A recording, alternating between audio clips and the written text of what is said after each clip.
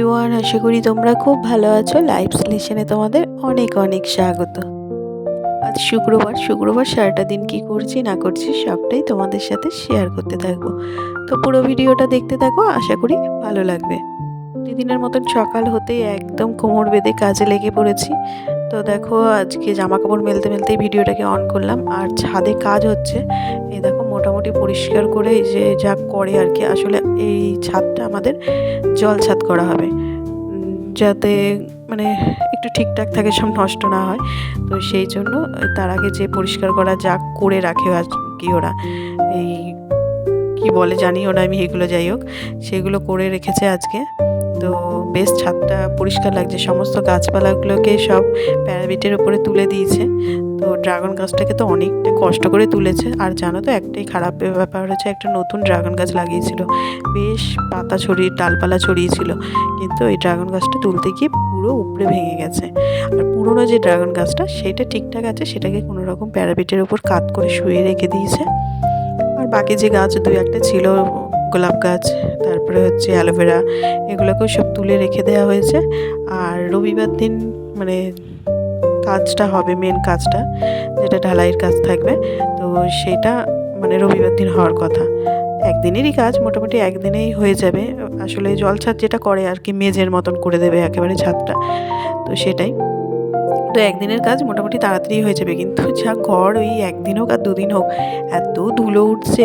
আর বাড়িতে মোটামুটি এই সিমেন্ট বালির কাজ হলে পরে প্রচণ্ড নোংরা হয়, সিঁড়িগুলোর তো অবস্থা খুবই খারাপ, সেই মানে নোংরা একদম ভর্তি হয়ে রয়েছে।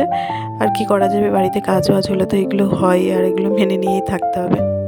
আর বাড়িতে কোনো রকম নতুন কাজ বাজ হলে বেশ আনন্দ হয়, আমার তো ভীষণ ভালো লাগে।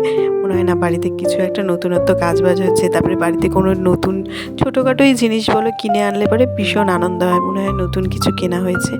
যাই হোক, দেখো ওপরে তো ছাদে গিয়ে সব মেলে দিয়ে আসলাম। ভেবেছিলাম আজকে কাজে আসবে না, কিন্তু কিছুটা কাজ বাকি ছিল ওই পরিষ্কার করারই আর কি। তো কাজে এসছে বলে আবার ছাদ থেকে সব জামা কাপড়গুলো নিয়ে এসে এই আমাদের যে ঘরের সাথে বারান্দাটা রয়েছে, সে বারান্দা দিয়ে বেরোলে পরে আর একটা গেট আছে, ওখানে একটুখানি কিছুটা জায়গা রয়েছে। তো সেখানে সেই একটা দড়ি টানিয়ে দেওয়া হয়েছে গাছের সাথে বেঁধে। তো অনেক কষ্ট করে টানাতে হয়েছে, কেন কষ্ট করে সেটা বলছি। মনোজকে বললাম, ব্যাস ওর একদম ইচ্ছা নেই এখন দড়ি টানানোর, দোকান খুলতে হবে, দোকান থেকে দড়ি বের করতে হবে, টানাতে হবে। তো অনেকক্ষণ তেল দেওয়ার পর মানে বানানোর পর আর কি, দেন রাজি হয়েছে। তারপরে খাওয়া দাওয়া করে মানে ব্রেকফাস্ট করে তারপরে গেছে, দড়িটা টানিয়ে দিয়েছে। যাই হোক, এরকমই হয় আর কি, কিছু কিছু ছোটোখাটো কাজ করতে গেলে অনেক তেল দিতে হয় বাড়ির ছেলেদের। তো সেই করার পর এখন ওখানে মেলে দিয়ে আসলাম, দিয়ে আবার ঘরের কাজগুলো শুরু করেছি। আসলে ছাদে কাজ বাজ হলে পরে এই অসুবিধাটা হয়, জামা কাপড় মেলার খুব সমস্যা হয়ে ওঠে। তো ওই কোনো রকম আমি এদিক দিয়ে মেলছি, আর শাশুড়ি মা ওই সামনের যে গেটটা রয়েছে সেখান থেকে আবার কলপাড়ের পাশ থেকে একটুখানি সরু জায়গা রয়েছে, সেখানে আবার একটা দড়ি টানানো আছে, ওখানে ওনার জামা কাপড়গুলো মেলছে। এই দুজন দুপাশ দিয়ে মেলে কোনো রকম জামা কাপড়গুলো শুকিয়ে নিচ্ছি আর কি। এদিকে সকালে সমস্ত আশিবাসি কাজকর্ম, কাচা ধোয়া থেকে শুরু করে সমস্ত কিছু হয়ে গেছে। এখন একটু লাল চা করে নিলাম, করে নিয়ে সবাইকে দিয়ে আমিও নিয়ে বসলাম। আর লাল চা খেতে খেতে এদিকে তো বোঝো ঘুম থেকে উঠে গেছে, আর উঠে গেলেই পরে প্রথম কাজ হচ্ছে পড়তে বসা। তো রীতিমতো পড়তে বসেও গেছে। তো ওদিকে ব্রেকফাস্ট মোটামুটি হয়েই গেছে। আজকে মনোজ সকালবেলা বলল লুচি খাবে। তো জিজ্ঞাসা করে নিলাম যে সকালবেলা কি খাবে, বললো যে লুচি খাবে। তাই রীতিমতো এই লুচি করা হয়েছে, আর তার সাথে আলুর দম। তো ওদিকে ব্রেকফাস্ট মোটামুটি রেডি হয়েই গেছে। আর তারপরে ভাবলাম কি, যা চুলটাই তো সকাল দিয়ে আঁচড়ানো হয়নি, আর এই জিনিসটাই ভুলে যাই। আগে বেশ ভালো অভ্যাস ছিল, ঘুম থেকে উঠেই আগে চুলটাকে আঁচড়ে নিতাম। এখন এই কাজের মধ্যে লেগে পড়ি আর ভুলে যাই, দিয়ে চুলটাকে আবার আঁচড়ে নিলাম। আঁচড়ে নিয়ে এই যে বোঝোকে বললাম তুই খেয়ে নে, আর লুচি আর আলুর দম রয়েছে, একা একাই খেয়ে নেবে। আর একা একা খেলে পরে একটা কি সুবিধা হয়েছে না, তাড়াতাড়ি খেয়ে নেয়, আর খাইয়ে দিলেই ব্যাস, তাহলে তো হয়েছে, মুখে রেখে দেয়। তো যাই হোক, সকালে সমস্ত কিছু খাওয়া দাওয়া থেকে শুরু করে কাজকর্ম সব শেষ। এখন চলে আসলাম আবারও রান্নাঘরে, কচুরলতি বসিয়ে দিয়েছি, দুপুরে আজকে কচুরলতি হবে। তো কিছুটা কচুরলতি ছিল, আগের দিন কচুরলতি রান্না করেছিলাম, কিছুটা ছিল। তো আর বাকি আর একটুখানি লাগতো। তো শ্বশুরমশাইকে বললাম যে আরেকটু কচুরলতি এনে দিতে, তো এই আগের দিনেরটা আর আজকেরটা মিলিয়ে করে নিয়েছি। আর আজকে মাছ আর বাজার থেকে আনা হয়নি, কারণ মনোজের একদম মাছ খেতে ইচ্ছা করছে না। আর ওর যখন খেতে ইচ্ছে করছে না, তাহলে কারোরই সেরকমভাবে কোনো ব্যাপার না, সবার হচ্ছে যা হবে সেটা দিয়ে চালিয়ে দেওয়া যাবে আর কি। তো সেই জন্য বললো ডিম করতে, তো ডিম করছি এখানে। তো 4 জনে 4টে ডিম, আমার শ্বশুরমশাইয়ের, ভোজোর আর মনোজের। তবে শাশুড়ি মা ডিম খান না, উনি বললো যে আমার এই বাকি তরকারিগুলো দিয়ে হয়ে যাবে। আর এখানে করেছি হচ্ছে পুঁই মিটুলির পোস্ত, কচুরলতি, আর এগুলো তো রান্না করতে করতে একবার দেখালামই তোমাদের, তো আর একবার শেষে দেখিয়ে দিচ্ছি। আর এখানে ডিমের তরকারি রয়েছে, আর রয়েছে হচ্ছে চাটনিটা যা এবারে হয়েছে না, ইয়াম্মি হয়েছে চাটনিটা খেতে, দারুণ লাগছে, তেঁতুলটা দেওয়াতে বেশি ভালো লাগছে। তো স্নান সেরে আবার চলে আসলাম খাবার বাড়তে। তো এই যে মনোজের খাবারটা আগে বেড়ে নিচ্ছি, ভাত, তার সাথে তো কী কী তরকারি করেছি সবটাই তোমাদের সাথে শেয়ার করেছি।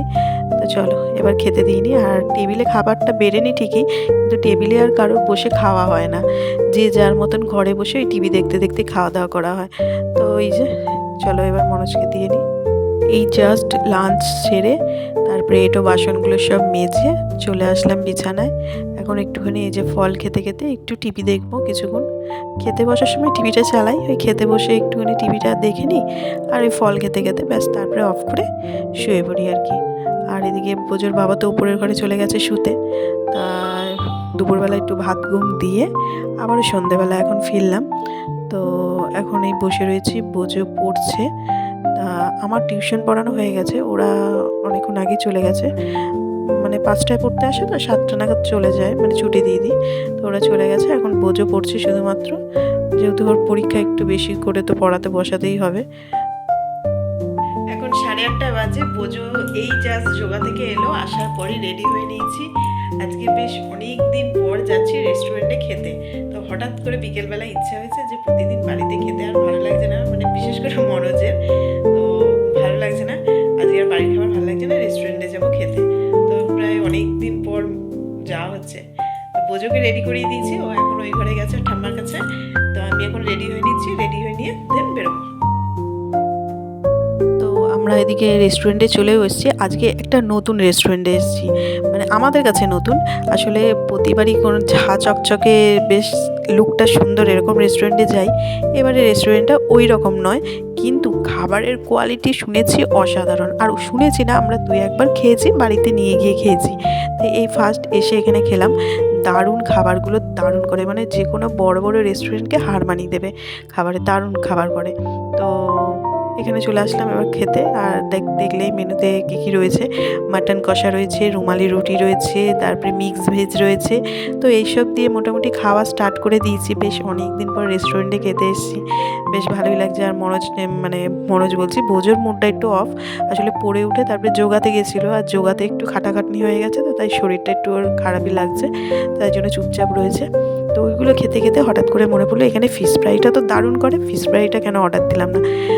তারপরে আবার ফিশ ফ্রাই অর্ডার দিয়েছি, এখন ফিশ ফ্রাইটা খাচ্ছি। দারুণ মানে খাবার দাবার কোয়ালিটি দারুণ এখানে। তো অনেকক্ষণ হয়েছে খাওয়া দাওয়া করে, একদম মানে শ্বশুর শাশুড়ির জন্য খাবার নিয়ে, ওনারাও বললো রুটি খাবে, তো রুটি নিয়ে একেবারে চলে আসলাম। এখন এসে এই যে বসে একটু গল্প করছি। তো চলো আজকের মতো ভিডিওটা এখানেই শেষ করছি। যদি ভালো লেগে থাকে অবশ্যই লাইক, শেয়ার অ্যান্ড সাবস্ক্রাইব করে দিও। আর ভিডিওটা কেমন লাগলে অবশ্যই একটা কমেন্ট করে জানিও।